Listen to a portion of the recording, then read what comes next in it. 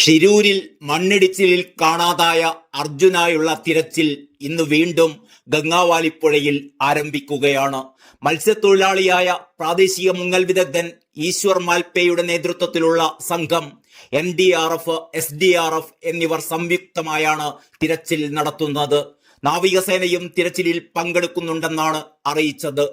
കാലാവസ്ഥയും ഒഴുക്കും അനുകൂലമെങ്കിൽ മാത്രമേ നാവികസേനയുടെ ഡൈവിംഗ് സംഘം പുഴയിലിറങ്ങി മുങ്ങൽ പരിശോധന നടത്തൂ. നാവികസേനാംഗങ്ങളെ സഹായിക്കാനായി കരസേനയുടെ ചെറു ഹെലികോപ്റ്റർ തിരച്ചിലിന് എത്തുന്നുമുണ്ട്. ഇന്നലെ ഈശ്വർ മൽപേ നടത്തിയ തിരച്ചിലിൽ അർജുന്റെ ലോറിയുടെ ഹൈഡ്രോളിക് ജാക്കിയും ടാങ്കർ ലോറിയുടെ ചില ഭാഗങ്ങളും കണ്ടെത്തിയിരുന്നു. ഗംഗാവാലിപ്പുഴയിലെ ഒഴുക്കിന്റെ ശക്തി കുറഞ്ഞതിനാൽ തിരച്ചിൽ എളുപ്പമാകുമെന്നാണ് ഈശ്വർ മാൽപേയുടെ വിലയിരുത്തൽ. ഈശ്വർ മാൽപേക്കൊപ്പം മത്സ്യത്തൊഴിലാളി സംഘവും ഇന്ന് തിരച്ചിലിൽ പങ്കാളികളാവുന്നുണ്ട്. ഷിരൂരിൽ യെല്ലോ അലർട്ട് നൽകിയിട്ടുണ്ടെങ്കിലും കാലാവസ്ഥ അനുകൂലമാണെന്നാണ് വിവരം.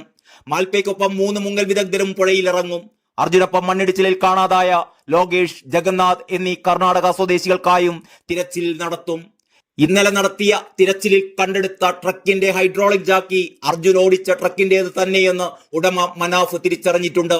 ജാക്കി ലഭിച്ചിടത്തു തന്നെ ലോറിയും ഉണ്ടാവാനാണ് സാധ്യത എന്നാണ് മനാഫ് പറയുന്നത്.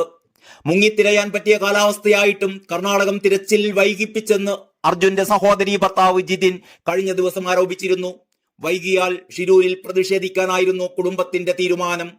തിരച്ചിൽ പുനരാരംഭിച്ചതോടെ അർജുനെ കണ്ടെത്തുമെന്നാണ് പ്രതീക്ഷയെന്ന് സഹോദരി അഞ്ജു കോഴിക്കോട്ട് പറഞ്ഞു.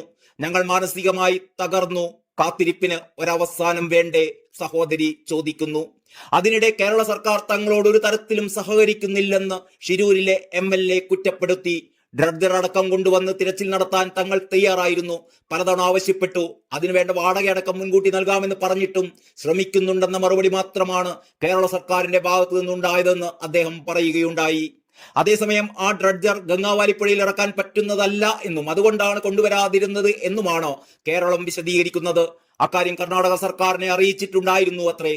ഏതായാലും വിവാദങ്ങൾക്കൊക്കെ അവസാനമാകും ഇന്നെങ്കിലും അർജുനെ കണ്ടെത്തിയാൽ ആ ശുഭപ്രതീക്ഷയാണ് എല്ലാവർക്കും.